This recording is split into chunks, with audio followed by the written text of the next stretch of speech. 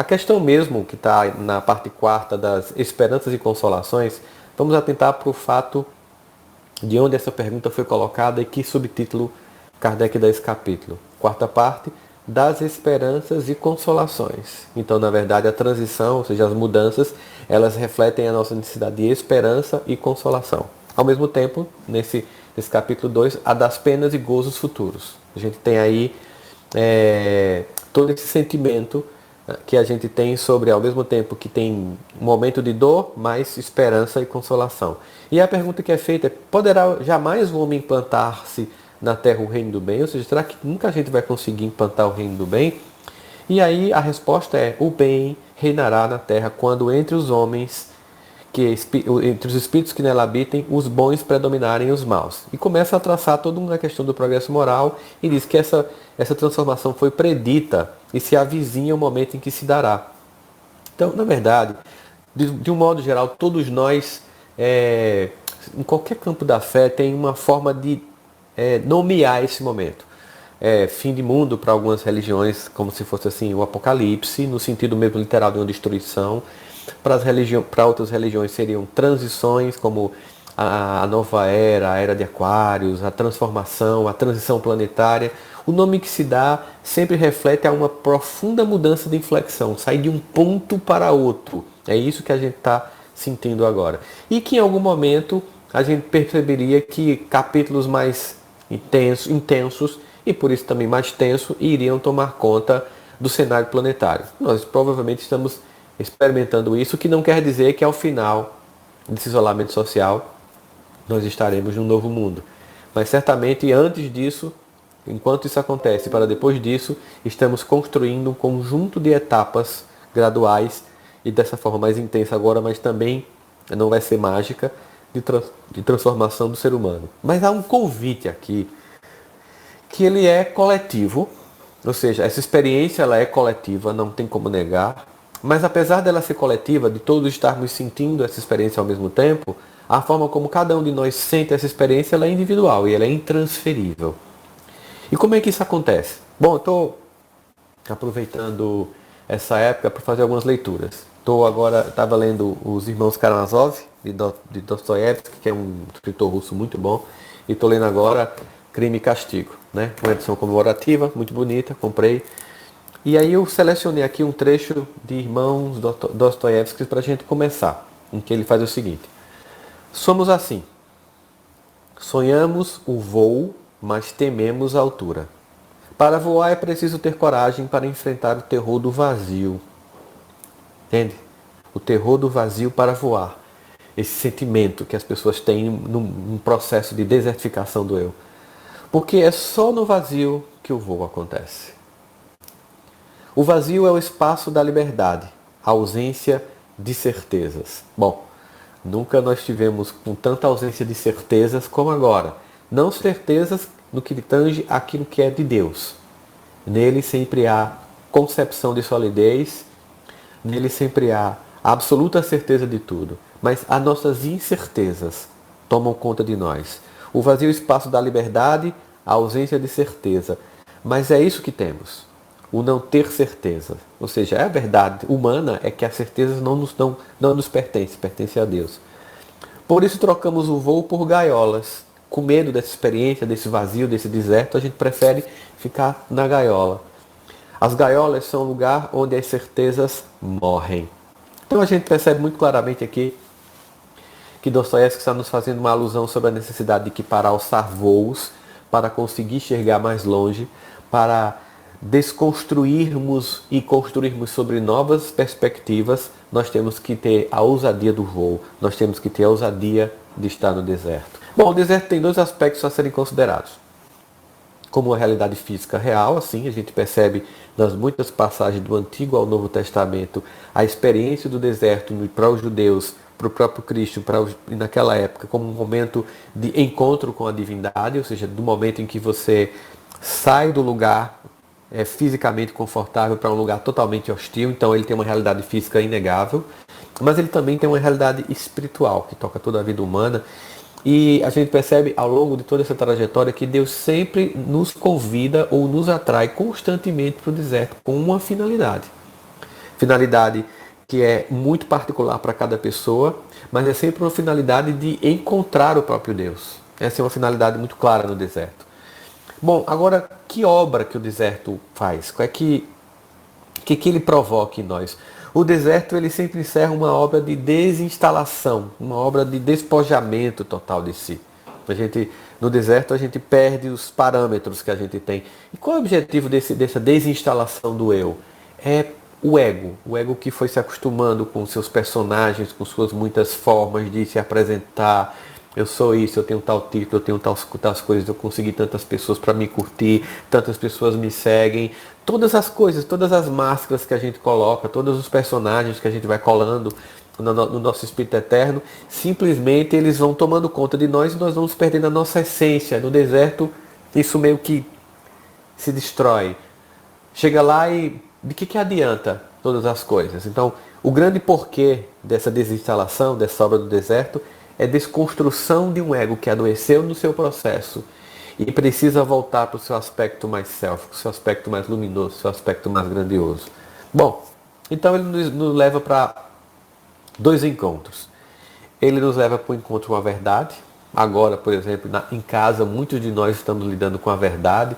A verdade, por exemplo, que muitos não estão sabendo lidar com os filhos, mas estavam delegando ou terceirizando para as babás, para as escolas de línguas, para as escolas normais, para o smartphone, para o tablet, para Netflix, para qualquer coisa. Então, muitos estão lidando com a verdade de que não sabem lidar com os filhos. Muitos estão lidando com a verdade de que perderam o domínio, não o domínio, que perderam a capacidade de educar, de orientar, de normatizar os filhos. Muitos estão lidando com a verdade de que o casamento estava precisando ser reavaliado, repensado. Muitos estão lidando com a verdade de como estavam sem buscar a si mesmos, sempre indo para fora, para a balada, para as coisas, para as compras, sem buscar entender a si mesmo. Então nós temos aqui uma necessidade muito grande. Então esse encontro com a verdade que todos nós estamos sentindo e uma desestruturação de nós. Há uma desestruturação, a gente está nesse momento e a gente com essa perspectiva de como a gente está se sentindo, como é que a gente está, cada um lidando com as angústias de um certo aspecto de medo que está passando por todos nós. Ainda existe um aspecto muito, muito forte para todos nós, a necessidade de entender que estamos sendo chamados para uma luta, para travar uma luta dentro de nós. Estamos sendo chamados para um processo. Ninguém vai para o deserto para fazer um acampamento. Ninguém vai para o deserto para curtir, porque ele é um ambiente hostil e de passagem temporária. Todos os aspectos na lei de destruição, que é uma das leis que está descrita no livro dos Espíritos, a lei de destruição, todos os aspectos é que todas elas têm um grau de transitoriedade. Inclusive, essa ideia de ir para o deserto não é para a gente ficar, é para a gente passar. Mas é um chamado para lutar, porque para que a gente passe por lá e saia melhor, é preciso encarar essa luta. Todos nós estamos nesse momento encarando, cada um de nós, uma luta, pessoal. Uma luta que a gente tem que ter. Nós temos uma luta para encarar, cada um de nós aqui nesse momento. Então o ambiente do deserto, ele é propício porque ele reflete a ação de Deus.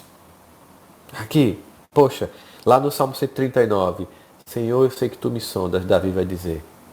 Talvez no deserto, como em nenhum outro lugar, Deus nos sonde perfeitamente, mas não somente Deus. Nós comecemos a nos escutar. Talvez no deserto, quando as coisas não chamam mais atenção, quando as baladas não chamam mais atenção, quando a euforia das compras não chama mais atenção, quando as muitas distrações que o mundo nos oferece, que a gente compra e que a gente gosta, não chamam mais atenção, finalmente a gente começa a sondar a nós mesmos e esse sondar de Deus fica mais claro para a gente. A gente começa a sentir mais essa necessidade, essa vontade de nos conectar. Então, Deus se apresenta para todos nós. O deserto, ele cria uma nova identidade, porque ele tem como processo de nos desidentificar. Lembra lá quando os judeus saem do Egito para ir para o deserto? Passaram muitos anos vivendo com os egípcios. Eles se acostumaram com os tipos de crenças e rituais e miscigenação com aspectos culturais que não tinha a ver com o avanço que já representava a ideia de unicidade de Deus que os judeus tinham. Passar esse tempo simbólico de 40 anos no deserto, depois de sair do Egito, é para que uma geração inteira se transformasse e voltasse a ganhar sua própria identidade, aquilo que era importante. Então, O deserto, para os judeus, naquele momento saindo do Egito, representou se desidentificar com um conjunto de práticas dos egípcios que não tinha sentido para o povo judeu e para a missão que eles tinham abraçado de esperar a chegada do Messias.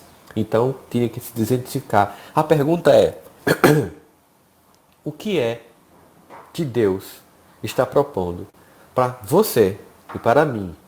A humanidade em toda está sendo chamada, mas é um chamamento, embora coletivo, muito individual. O que é que Deus está propondo para nós? O que é que nós temos que abandonar? Que velhas práticas não combinam mais com o nosso projeto evolutivo? O que é que nós temos que nos desidentificar? O que é que a gente tem que deixar para trás? Que aspectos da personalidade, que companhias já não combinam mais com a gente? Que formas de viver, de comportamento, de conduta? O que é que mais eu não posso fazer? O que é que eu tenho que abandonar para quando eu sair desse deserto, sair renovado? Eu tenho que abandonar, por exemplo, ressentimentos tolos, eu tenho que abandonar o ódio, eu tenho que abandonar os rancores, eu tenho que abandonar a mágoa, eu tenho que abandonar a mágoa de uma pessoa específica da minha família, do marido, da esposa, do companheiro, da companheira. Eu tenho que abandonar certos vícios. Esse é o momento de abandonar coisas que não dá para levar para a nova fase que a gente tem que montar e que o mundo está esperando que a gente monte. Nós, trabalhadores da última hora, sabemos que temos que ir renovados para esse novo momento, porque o planeta vai exigir uma renovação.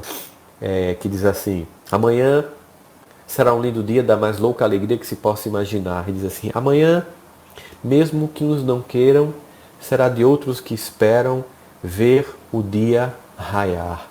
Amanhã, a luminosidade alheia a qualquer vontade será plena. Alheia a qualquer vontade. Nós podemos ou não aceitar esse convite. Nós podemos ou não vivenciar essa experiência.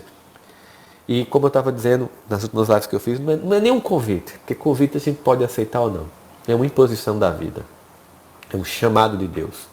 Mas a forma como eu vou vivenciar essa experiência, ela é minha, pessoal, é intransferível. Eu posso aprender muito no processo, eu posso apenas me revoltar no processo. Que seja um convite para a gente totalmente construir possibilidades. Por que o deserto é tão importante? Porque ele mostra a nossa impotência. Gente, essa experiência que a gente está vendo agora é de uma riqueza. Claro que ela traz angústia, que ela traz dor, que ela traz medo. E eu sempre, quando eu estou muito assim angustiado, eu paro, fecho os olhos e lembro que existe um Deus que tem um objetivo com tudo que a gente está passando e me entrego. E por que é importante essa entrega? Porque o que acontece no deserto é que ficamos totalmente impotentes. Mas essa experiência, no aspecto coletivo, tem mostrado o quão impotentes nós somos. Príncipes, castelos, palácios governamentais, nada está sendo poupado dessa experiência. Nenhuma pessoa com poder humano simples, transitório e tão pequeno diante de Deus está resistindo a essa experiência. Todos estão vendo a impotência. A nossa fraqueza, ela está muito evidente. A gente descobre a nossa fraqueza, ela não pode continuar existindo no deserto. No deserto nós temos que abrir mão de tudo isso. A gente se vê obrigado a simplesmente ter como a única alternativa nessa experiência gritante do deserto, só nos resta Deus. Só nos resta Deus. Todas as ações que nós estamos fazendo são ações humanas, procurar uma vacina, fazer isolamento social, tudo são respostas humanas necessárias, mas a entrega, a única condição de pacificar-se diante disso. Nós podemos meditar, fazer ginástica, tudo é importante, tudo é legal, mas realmente só quando a gente se entrega a Deus, só quando a gente se coloca como um filho que diz, papai, eu não sei o que eu vou fazer, me ajuda que eu, é aqui que você toma conta. Sabe aquela pegada na areia? Quando a gente está com duas pegadas e de lá, foi aí que eu te carreguei. Estamos sendo carregados. Então se coloca nessa condição. Na condição de um filho que não fica ansioso o tempo inteiro tentando explicar o que vai acontecer e tal. Natural que a gente fique pensando cenários e tal. Mas se você ficar preso aos cenários, às coisas o tempo inteiro, você não vai conseguir encontrar uma resposta. Porque nenhum de nós sabe exatamente por que as respostas. Então temos que simplesmente se entregar nessa experiência, se renovar nessa experiência, construir novas habilidades nessa experiência. O deserto põe o homem diante de si. A gente fica inerte, gente, privado de todas as nossas forças, das nossas supostas potências, os nossos antigos hábitos, nada vai fazer sentido. No deserto não adianta falar vários idiomas, no deserto não adianta ter amigos influentes, no deserto não adianta ter dinheiro na conta bancária, no deserto não adianta nenhum tipo de poder, porque diante do deserto nenhum poder nosso representa absolutamente nada. Talvez essa coisa do deserto imenso em um grão de areia, que nós fiquemos, dê a exata noção do nosso tamanho, e que a gente fica tão pequeno, que a gente só se engrandece quando se percebe filho de Deus. Porque apesar de sermos, sabe, como o deserto, grãos de areia, imagine você olhando para uma duna, né? Olhar uma duna. Será que um ser humano teria capacidade de entender o que se passa num grão de areia de uma duna? Imagina as imagens que a gente vê do deserto Saara. Será que você imagina que um ser humano teria capacidade de perceber a angústia sentida por um grão de areia? Mas Deus sim. Nesse universo inteiro, cada um de nós, como um grão, é percebido individualmente, amado individualmente, é consolado individualmente. As questões são individualmente. No deserto, a gente tem essa percepção, sim, Jaime, que Deus permanece. É lá que a gente encontra, é lá que a gente dobra os joelhos, dobra o ego, dobra a vaidade, dobra a prepotência, a arrogância, cai por terra todas as construções meramente humanas e Deus se manifesta com todo o seu esplendor. E é engraçado porque ao mesmo tempo que a gente se sente tão pequeno no deserto, ao se reconhecer como filho de Deus, nos sentimos grandes. É a única condição que nos dá. Ao mesmo tempo a gente tem que no deserto é uma experiência provisória, mesmo que a gente seja chamado temporariamente para se reconfigurar uma experiência transitória, mas provavelmente essa é a maior experiência coletiva de deserto. E embora nós estejamos sentindo esse deserto individualmente, nós estamos assistindo todos nós vivermos essa experiência. Alguns estão tentando fugir, mas todos nós estamos vivendo. Todos nós sabemos que estamos em casa agora e a maior parte da humanidade está em casa agora. A maior parte está em casa agora. E a maior parte está tentando entender essa experiência. A maior parte das pessoas está talvez pela primeira vez tendo contato com Deus. Muitas pessoas estão pela primeira vez diariamente fazendo uma oração, rezando, fazendo preces, fazendo jejum, fazendo todos os rituais que seu campo de compreensão de fé e aspectos de fé solicitam. Cada um de nós está nesse momento vivendo sua própria experiência de contato com Deus. Cada um de nós está com medo do contágio de vírus. Mas só tem uma forma da gente não ficar preso no medo. É nos contagiarmos de Deus. Uma única forma de tirar todo o medo do contágio das doenças é nos contagiarmos de Deus. E contagiarmos de Deus a nossa vida significa não apenas permitir que Ele penetre em nós, mas que Ele se manifeste através de nós. É momento em que a gente troca o medo do contágio pela vontade de contagiar as pessoas com amor. A vontade firme e concreta de contagiar as pessoas com empatia. A vontade firme e concreta de manifestar a caridade nas nossas mãos, nas nossas palavras, de sairmos de nós mesmos. Exatamente isso.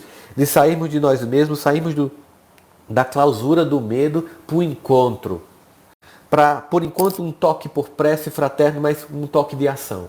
A gente sai, a gente sente os movimentos das pessoas que estão cuidando das outras, preocupadas, indo atrás. Aqui a gente tem esse processo todo. A gente tem uma busca inteira de construção de identidade nova. É uma experiência provisória. O deserto não é um lugar para que a gente vá fugir. É um lugar para a gente se encontrar. Fazendo uma referência a essa belíssima música de Gilberto Gil, composta nos anos 1970. Segundo especialistas na música, historiadores, essa música foi encomendada por Roberto Carlos, ele não se sentiu muita vontade para gravar, então Gilberto Gil gravou a música, que é Se Eu Quiser Falar com Deus.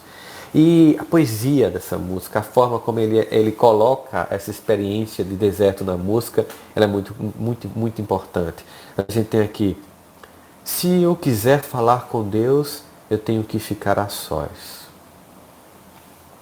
Cada um de nós, mesmo que estejamos com a família em casa, estamos vivendo essa experiência de forma muito solitária, muito íntima nossa.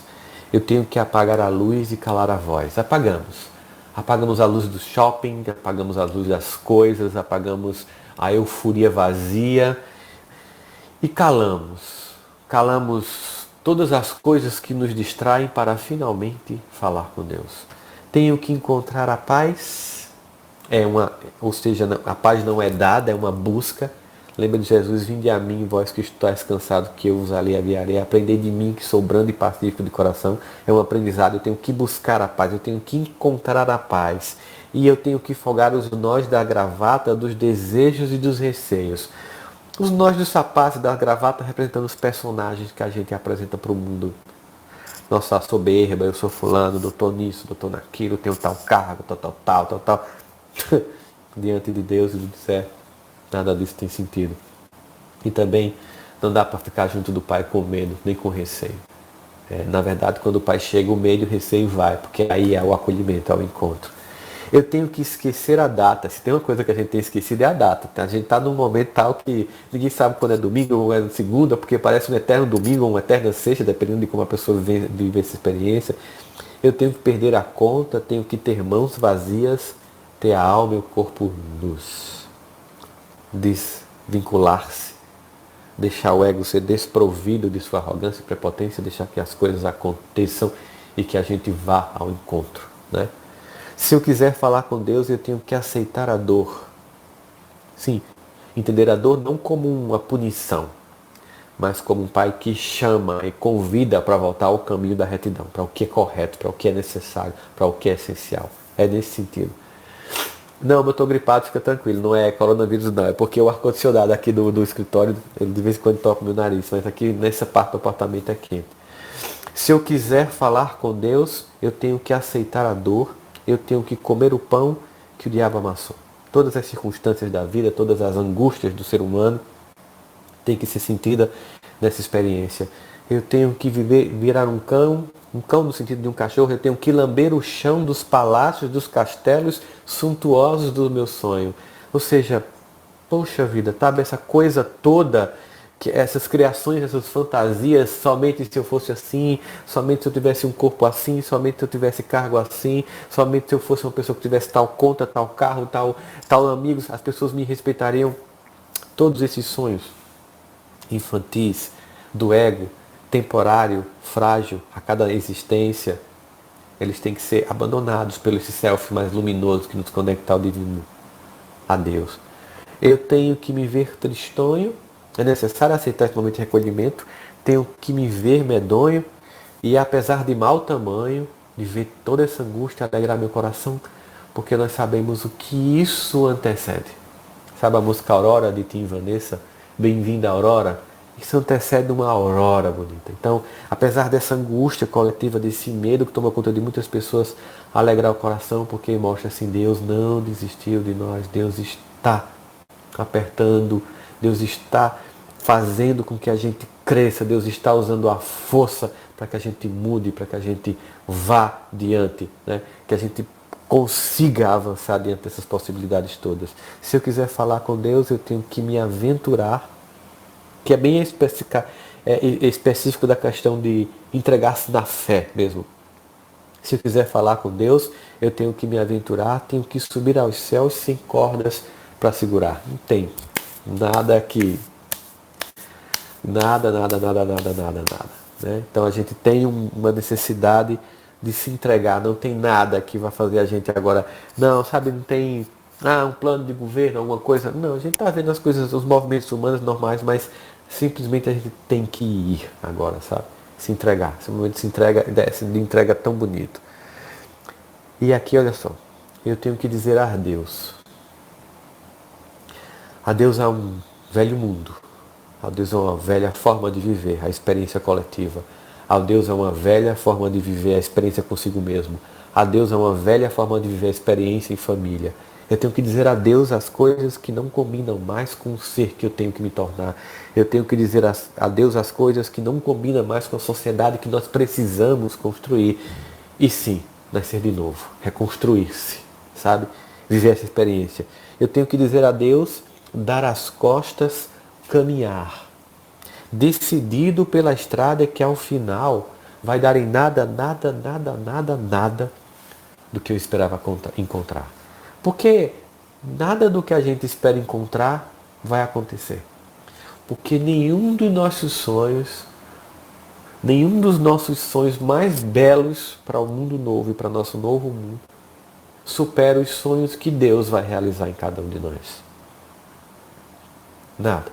Porque os sonhos de Deus são maiores que os nossos. Vamos lá, tem aqui uma pergunta. Rossandro, o que seria mais importante nesse momento? A economia ou a saúde?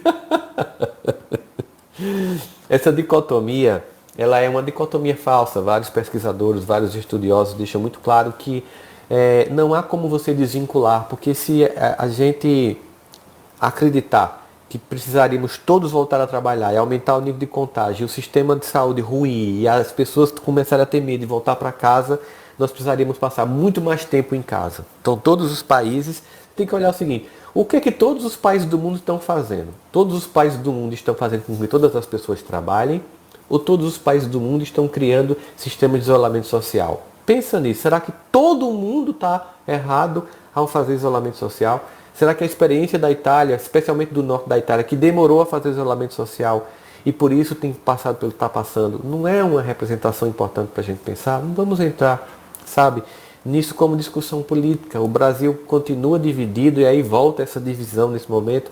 Não vamos entrar nesse aspecto. Vamos lembrar o seguinte, existe um Deus que está fazendo um convite a cada um de nós. Nós temos as nossas oportunidades como seres humanos de pensar, de criar vacina, de criar soluções, de pensar economia, enquanto as pessoas estão em casa, ajudar os mais frágeis e cada um de nós particularmente fazer isso, não somente esperar ajuda governamental, mas ver quem ao redor está frágil, instituições, asilos de idosos, crianças, moradores de ruas, profissionais que estão perdidos porque trabalhavam no final de semana, como cada um de nós vai ajudar, é o que nós podemos fazer e como nós vamos nos construir nesse processo. Mas não entre nessa dicotomia falsa de que a saúde e a economia são separadas, elas são juntas nesse processo. Mesmo que seja por pouco tempo, que talvez em um mês tivéssemos que voltar ao dia normalmente, sentiremos as mudanças. Eu não acho que a gente vai simplesmente chegar e quando terminar tudo isso, todo mundo vai se dar as mãos e cantar Imagine de John Lennon e a regeneração vai se instalar. Não. Mas pesquisadores, filósofos, historiadores, economistas, cientistas políticos, todos são unânimes em dizer, ninguém sabe para onde a gente vai, mas todos são convictos de que nós não voltaremos para o mesmo mundo que a gente deixou quando tudo isso começou. E você pode pegar, por exemplo, a entrevista de Yuval Harari.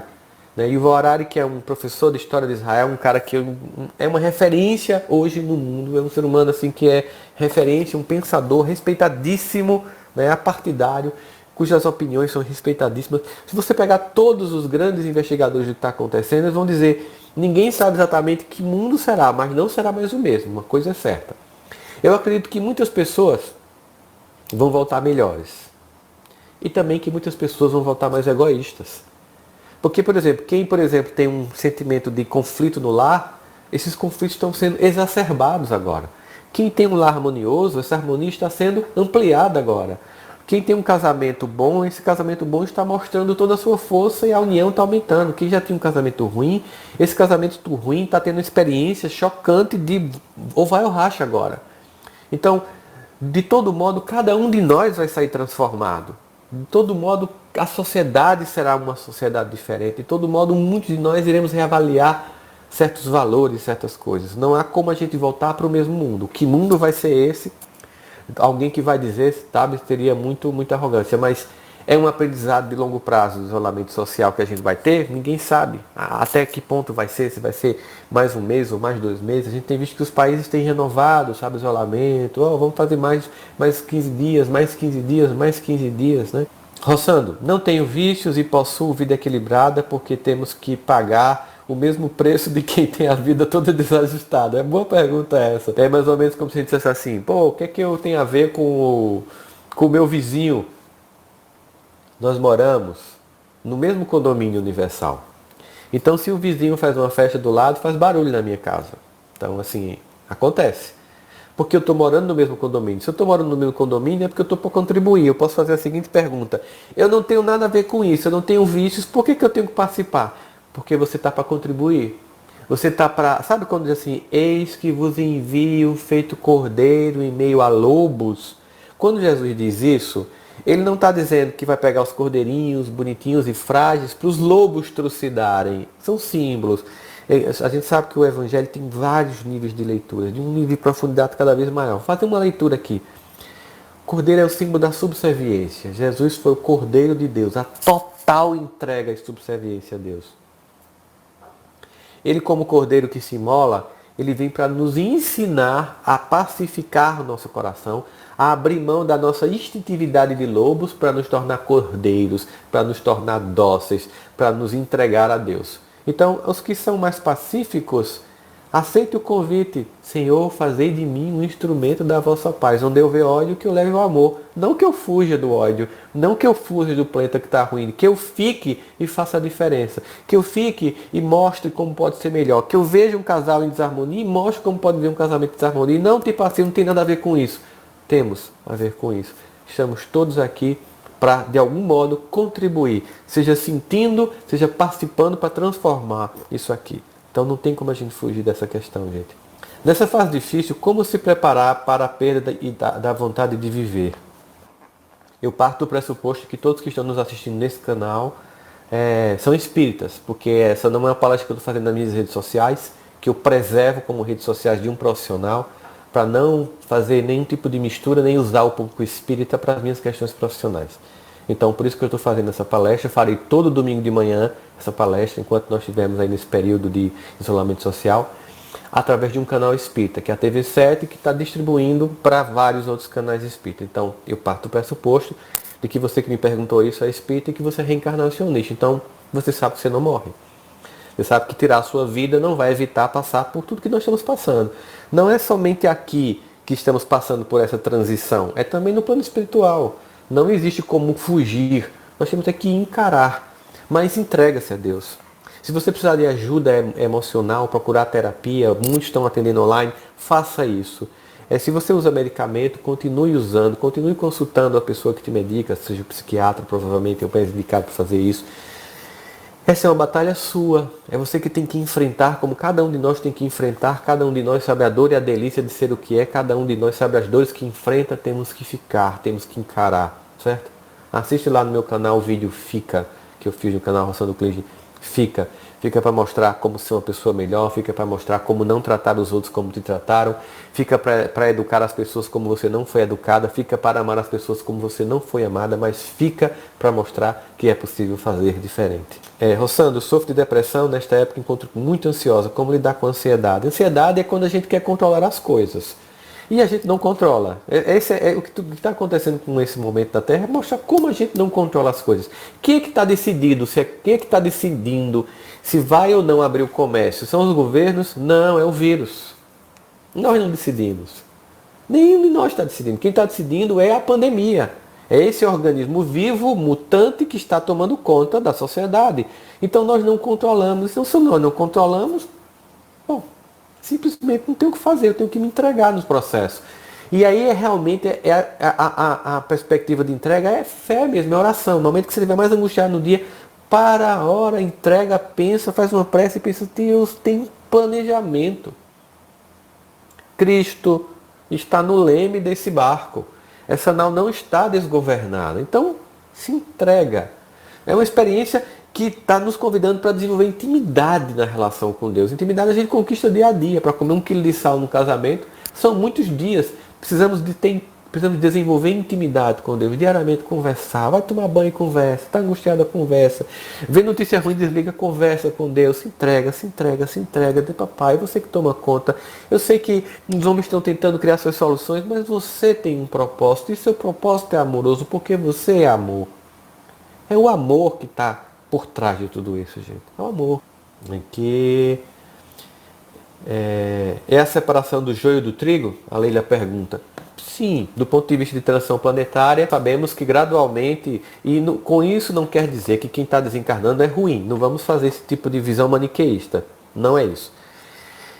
A separação do joio do trigo é um processo natural em que nós sabemos que para que o planeta atinja o grau de regeneração, os espíritos que vão dominar são os espíritos melhores. Então, gradualmente, vão sendo substituídos espíritos mais apegados ainda ao mal e vão indo para um outro lugar, e aqui vão ficando e vão vindo os espíritos mais sintonizados com esse novo tempo. Isso é um processo gradual e não vai se dar radicalmente. Acontece momentos de mais intensidade, esse convite coletivo que Deus está fazendo, só Ele sabe por que Ele está fazendo, só Ele sabe por que é desse jeito. Nós sabíamos que capítulos mais tensos da transição planetária iriam acontecer, está acontecendo diante de nossos olhos. Para que o desespero não vai resolver, simplesmente vivenciar a experiência, aprender com essa experiência, se enriquecer com essa experiência, se fortalecer e voltar mais convicto do convite que nos foi feito como trabalhadores da última hora.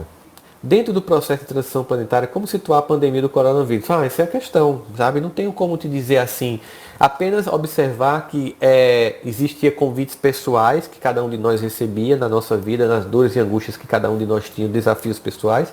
E agora Deus nos chama para um desafio coletivo, um desafio que atinge a todas as pessoas, independente de classe social, de poder. Todas as pessoas são vulneráveis, nada como isso. E veja como isso é rico do ponto de vista pedagógico, da pedagogia de Deus. Então, o grande sentido de tudo que acontece é pedagógico. A dor tem um caráter profundamente pedagógico e a pandemia é uma pedagogia coletiva, é uma grande lição coletiva que estamos recebendo. Como cada um vai aprender nessa lição, cada um sabe como vai aprender nessa lição. Cada país, cada família e cada pessoa. Amigão Jaime, qual foi o seu maior aprendizado até então ao longo do isolamento social? Jaime, eu ainda estou processando vários aprendizados, mas eu posso dizer o seguinte. Primeiro, gratidão a Deus pela esposa que eu tenho, por estar vivendo esse momento com uma pessoa tão doce, tão querida, em que a gente está construindo aqui junto essas possibilidades.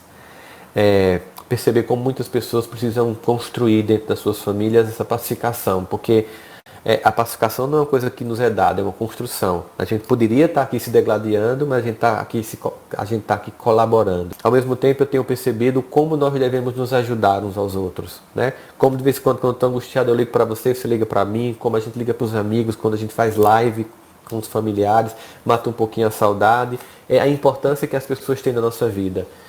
O quão as pessoas que nos cercam são importantes para a economia da nossa existência, como a gente tem que valorizar todo mundo. Como tem gente agora que está olhando para as pessoas que ajudam nas tarefas domésticas com muito mais sentimento de gratidão. Poxa, como eu não percebia que isso tudo era tão importante, o cafezinho feito, a roupa lavada, a roupa passada. Como muitos pais estão aprendendo a valorizar professores que muitas vezes eram humilhados com o dedo na cara. Você não cuida do meu filho, você não presta atenção a ele. Eram 50 crianças e você queria atenção exclusiva só para o seu filho. E agora você mal dá conta sozinho do seu filho em casa. Como eu espero que muita gente volte para as escolas com profunda gratidão e reverência aos educadores. Então, ainda está se processando muitos aprendizados, mas sem sombra de dúvidas, também não há como negar. Isso aí eu acho que talvez seja ponto pacífico em todos nós que estamos aqui. Acho que todos nós estamos sentindo como é confortador conhecer essa doutrina consoladora, que nos preparou para esse momento, que nos avisou desse momento e que nos explica o porquê desse momento. Então, e como é importante o evangelho que a gente faz para reforçar nosso coração nesse momento. Como ficam as pessoas que não viveram essa experiência de isolamento social, pois tiveram que trabalhar? Essas pessoas, elas estão tendo a experiência, assim. Elas estão tendo que trabalhar, mas elas estão tendo que voltar para casa e se isolar. Por exemplo, vários profissionais, claro, os que podem, estão morando sozinhos, mandaram os filhos, as esposas ou os esposos para outra casa. Eles estão vivendo, estão tendo que trabalhar, mas estão sentindo as mesmas angústias, as mesmas dores. O fato deles estarem trabalhando não torna a vida deles mais confortáveis, porque, na verdade, nós que estamos em casa presos, estamos perdendo o convívio. Eles que estão no meio da rua estão com medo da contaminação. Então, cada um de nós, seja quem está trabalhando, seja quem está em casa, está vivendo uma experiência. Experiência para todos. Eu conversei com alguns amigos, algumas amigas médicas, a angústia que estão passando, profissionais de saúde de um modo geral, fisioterapeutas respiratórios, enfermeiros, auxiliares, maqueiros, pessoas que estão nesse ambiente, todos estão sentindo, cada um do seu jeito, essa angústia. É um aprendizado que não vai deixar que ninguém fique de fora. É um convite para todos nós. E nós temos que ter muita pressa, temos que cuidar muito das pessoas, policiais, bombeiros, policiais civis, militares, guardas municipais, motoboys, profissionais de saúde, todas as pessoas, pessoas da área de comunicação estão mantendo essa internet ligada, pessoas que trabalham com a luz, com a água, que tem que continuar indo para os lugares para manter tudo funcionando. Nós temos amigos ou parentes que fazem essas coisas, nós temos que ligar, nós temos que consolar, nós temos que apoiar, nós temos que nos dar suporte. Certo? Sandro, há anos eu venho lutando contra transtornos psíquicos e dependência química. Gostaria de uma ajuda sobre como proceder nos momentos de abstinência e fissuras. Agora tudo vem mais forte, obviamente, porque a probabilidade de você entrar em contato com o vício aumenta muito, deixa você muito mais vulnerável. Então eu queria que você entendesse o seguinte: aproveita esse momento, pede ajuda a Deus para Ele te ajudar nesse momento. E que você está aqui reconhecendo sua angústia, sua dor. Cada um de nós tem algum tipo de dependência, às vezes não química, mas alguma coisa assim. Desapegar disso. Mas eu espero que você tenha ajuda, que você já tenha procurado um profissional, porque muitas vezes é preciso um medicamento para tirar aquela fissura mais intensa. E você procurar entender, quando a gente falou sobre se desidentificar no deserto, talvez seja uma das coisas que você tem que abandonar agora para seguir mais inteiro para essa transição, para essa transformação pessoal que você está sendo convidado e que nós todos estamos sendo convidados. Deixar essas dependências que te fazem se sentir menor, que te fazem se sentir vulneráveis, que te coloca diante, inclusive muitas vezes nas dependências nós ficamos vulneráveis a ambientes também hostis, de muita vulnerabilidade, de pessoas também que vivem aqueles vícios. É hora de se desidentificar de tudo isso. E quando a gente reconhece, diz assim: Pai, eu já tentei tudo o que eu podia, agora me entrego no teu coração, me ajuda a sair. Se entregar, você consegue. Tá? Com força. Não vai ser amanhã, não vai ser depois de amanhã, mas decida um dia começar a se desvincular dos vícios e você vai conseguir. Estamos no período de Páscoa, Rosana. Você acha que poderíamos fazer paralelo da libertação dos velhos hábitos para que nasça um homem novo diante dessa situação? Claro, podemos fazer simbolicamente, sim. Né? A Páscoa tem esse momento simbólico, tem esse grande movimento religioso simbólico, mas para nós a gente sabe que o importante é esse sentimento de renovação diário. Né? Não é uma data específica do calendário que a gente estabelece um momento de transformação. O convite é diário e a construção dessa transformação, ela é diária. Né? Então assim é importante que a gente faça. As influências obsessivas que vêm de forma sutil, ainda mais para quem tem sensibilidade e mediunidade aflorada, o que podemos fazer para identificar e afastá-las mais nesse cenário pandêmico? Eu te diria que a coisa mais obsessiva nesse cenário pandêmico não são nem os espíritos assim, obsessores. É a obsessão pelo caos, a obsessão pelo medo, a obsessão pela angústia. É o sentimento de pânico que está tomando conta das pessoas. E nós podemos, nós temos e nós devemos controlar tudo isso. Nós devemos não ser obsediados por esse psiquismo coletivo de caos, de angústia, de medo. Porque nós temos que lembrar que existe um projeto de Deus por trás de tudo isso. Então nós temos que pedir para que a gente seja instrumento dele, para que a gente ultrapasse com dignidade e altivez essa prova, para sair mais forte e para construir esse novo tempo. Então, de todo modo, isso é uma coisa muito específica, um processo obsessivo espiritual muito específico. Nós podemos, à distância, ajudar uns aos outros. Você pode entrar em contato com as pessoas da instituição que você frequenta e pedir um evangelho anular à distância, inclusive usando o próprio telefone. Nós não podemos nos aproximar uns dos outros fisicamente, porque o vírus físico está muito forte aí, mas a espiritualidade chega na tua casa. Então, na medida que você botar pessoas no celular para fazer uma oração, fazer uma prece, uma ajuda para você, a espiritualidade vai estar agindo na sua casa, com certeza. As influências obsessivas, será que está acontecendo arrebatamento como acreditam os irmãos evangélicos? Cada religião vai dar uma explicação. Eu respeito muito como as pessoas leem e veem esse processo, mas eu não vou aqui eu não vou debater isso da perspectiva deles, porque é a forma como eles compreendem. Porque eu não quero parecer que estou fazendo algum tipo de conflito. São percepções. Arrebatamento, na concepção deles, é muito um fim de mundo, e que as pessoas vão para o paraíso, os bons vão, os maus ficam. A nossa compreensão é uma compreensão diferente, que na verdade é uma profunda transição e que o amor de Deus não abandona. Lembrando de Jesus que dizia: nenhuma ovelha se perderá no rebanho do meu Pai. Na nossa concepção, todos nós seremos abraçados no coração do Pai. Podemos tirar lições de que somos parte de um todo, nesse caso do mundo, e que devemos nos unir não apenas para o coronavírus, mas para a fome, pelo clima, pelas guerras e os outros. Eu acho que essa é a maior lição, sabe, Rodrigo, Danilo, que a gente tem. A solução para isso ela é coletiva, né? Para que se evite novos vírus é coletiva. Existe um TED Talks de Bill Gates, fundador da Microsoft, que há 4 anos previu que isso ia acontecer. A pandemia, de que forma seria e tal. Ele não foi escutado. Ele falou, inclusive, que se naquela época que ele falou aquilo, há 4 anos atrás, todos os governos do mundo se unissem para prevenir uma pandemia mundial virótica, se gastariam bilhões. E nenhum governo quis fazer isso. Mas ele disse, mas se não se gastar bilhões para prevenir, nós vamos gastar trilhões, que é o que está acontecendo agora, quando a pandemia acontecer. Espero que ao final de tudo isso venha uma profunda lição sobre o quanto nós devemos entender a necessidade de vivermos agora as experiências coletivas, de cuidarmos da casa física, do planeta, né? Há uma necessidade da gente cuidar desse planeta, desse lugar que a gente está, de cuidarmos uns dos outros, de entender que a solução que a gente tem agora para todas as nossas questões, ela passa por uma solução coletiva, sim. As pessoas que estão partindo estão sendo esclarecidas, recrutadas para ajudar o mundo nesse momento de transição.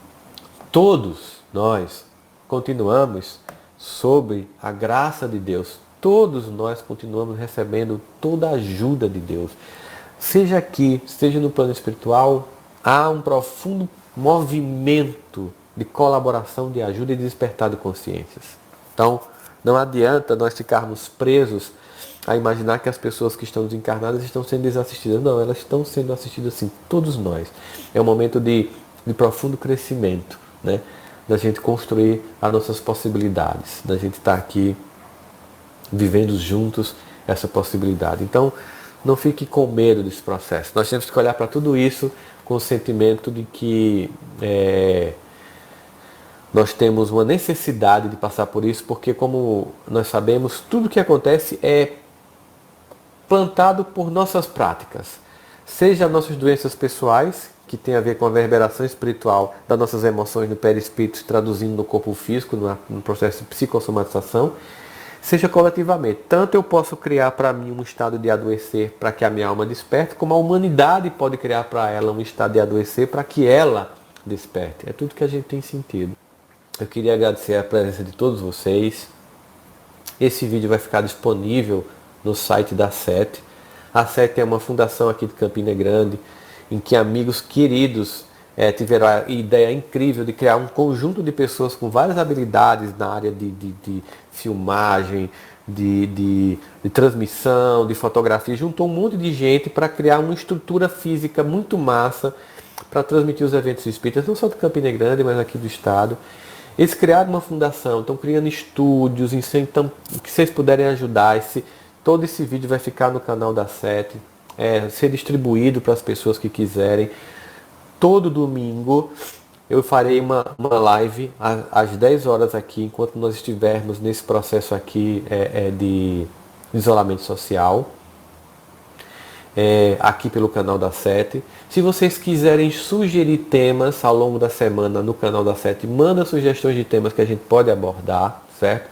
Eu acho que essa doação que estão fazendo aí é para a Fundação SET, que eu estou vendo aí algumas pessoas doando e tal, que é uma fundação espírita sem fins lucrativos, que tem como objetivo divulgar o movimento espírita. Podem entrar lá, eles fazem muitas outras ações, tem rádio, tem um monte de coisa. Então, sejam muito bem-vindos. Tem gente de Dubai, gente da Europa, de vários lugares. Um beijo, Cristina, que você está lá. A todas as pessoas, Fabrício aí da Inglaterra, todo mundo que a gente está vendo aí, pessoal aqui do Brasil todo, de várias cidades. Todos juntos nesse processo. Mais uma vez, repetindo, domingo que vem estaremos juntos novamente nesse canal, porque nesse canal eu vou fazer uma fala totalmente espírita, porque nos meus canais, para evitar a confusão das pessoas, é uma atividade totalmente profissional. Então vou fazer várias lives, há sim conteúdos espirituais, mas não espírita, já que existem muitas pessoas de outras religiões que me seguem. Por isso eu estou fazendo todas as atividades espíritas pelo canal aqui da SET, tá bom, gente? Um beijo no coração, Vamos reforçar a nossa fé em Deus. Não vamos ficar presos ao medo. Não vamos ficar presos à angústia e ansiedade. Tenham paciência consigo mesmo, tenham paciência com as pessoas em casa. Nós estamos o dia inteiro oscilando emocionalmente. Tem momento que a gente está super feliz, confiante. Tem momento que a gente está super angustiado e temeroso. É muito natural tudo que a gente está passando. Deus abençoe ricamente cada um de vocês. Deus abençoe ricamente a casa de cada um de vocês. Deus chegue no coração de cada um de vocês. Encontre as angústias, as dores, as fragilidades e as acolha. E também Ele permita que vocês despertem, que cada um de nós encontre o que esse convite tem de pessoal, o que eu tenho que construir em mim, o que esse deserto coletivo me chama pessoalmente para despertar. Um bom domingo, muita paz, beijo no coração de todas vocês e de todos vocês.